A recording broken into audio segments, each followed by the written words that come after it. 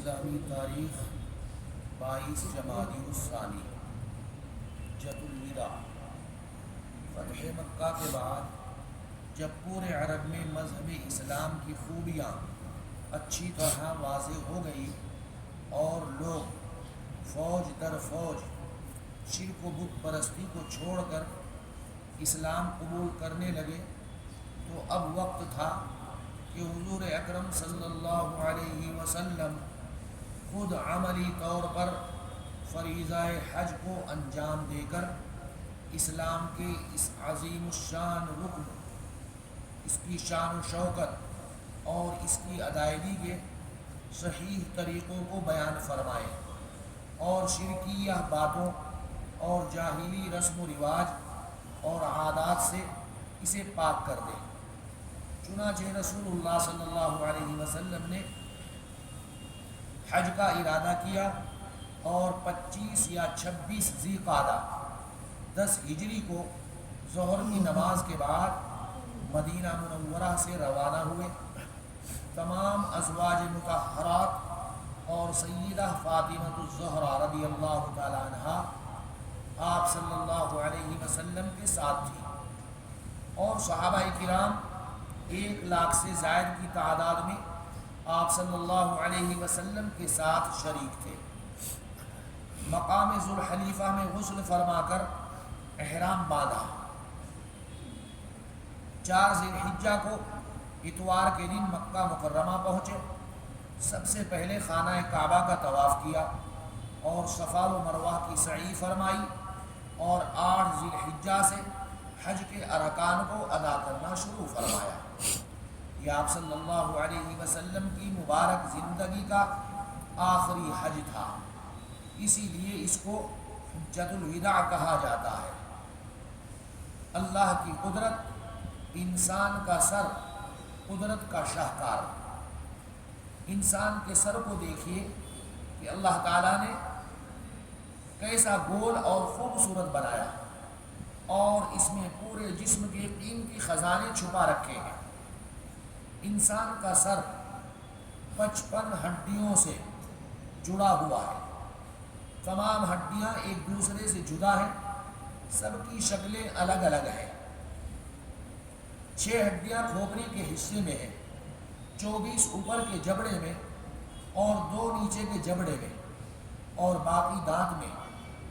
ان تمام کو حسن ترتیب کے ساتھ جوڑ کر ایک خوبصورت شکل بنائی۔ غور کرو اس کاریگری کتنی زبردست ہے۔ ایک فرض کے بارے میں، بیوی کی وراثت میں شوہر کا حصہ۔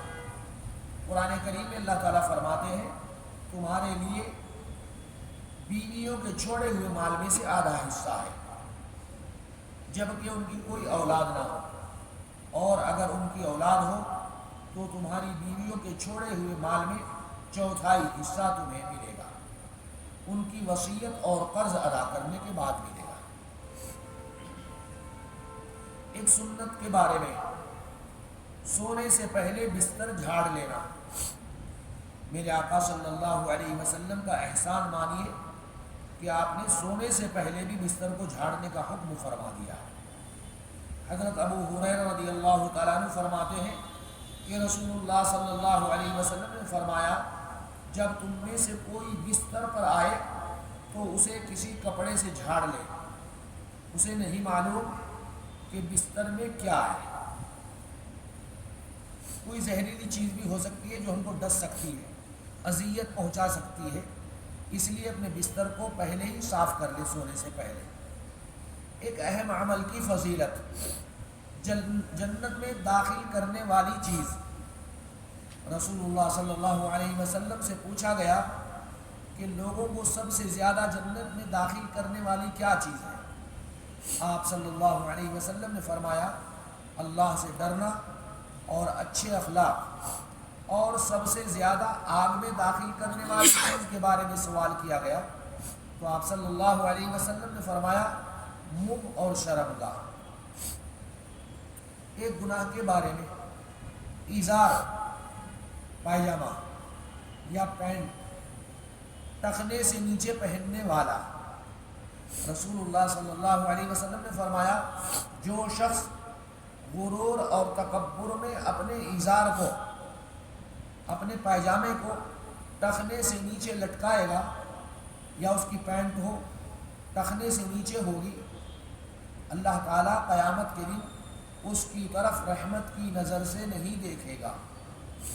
اللہ جس کی طرف رحمت کی نظر کریں گے تو اس کا بیڑا پار ہو جائے گا، اور جس کی طرف رحمت کی نظر نہیں ہوگی تو گویا کہ وہ جہنم میں دھکیل دیا جائے گا۔ دنیا کے بارے میں کامیاب کون؟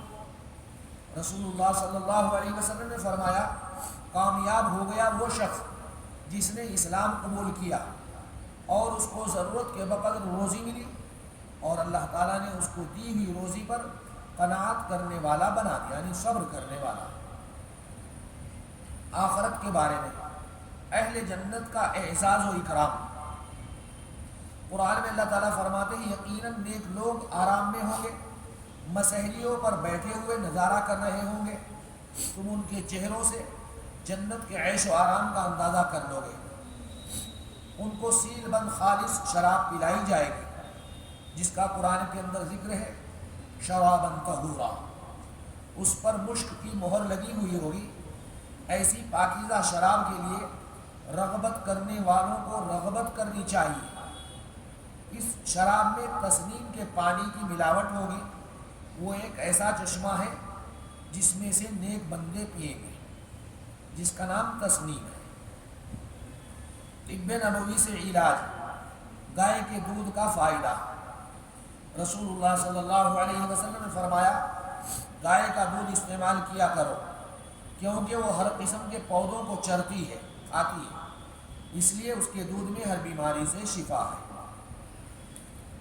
سبحان اللہ بحمدہ، سبحانک اللہم وبحمدک، ونشہد ان لا الہ الا انت، نستغفرک ونتوب الیک۔ سبحان ربک رب العزة عما یصفون، وسلام علی المرسلین، والحمد للہ رب العالمین۔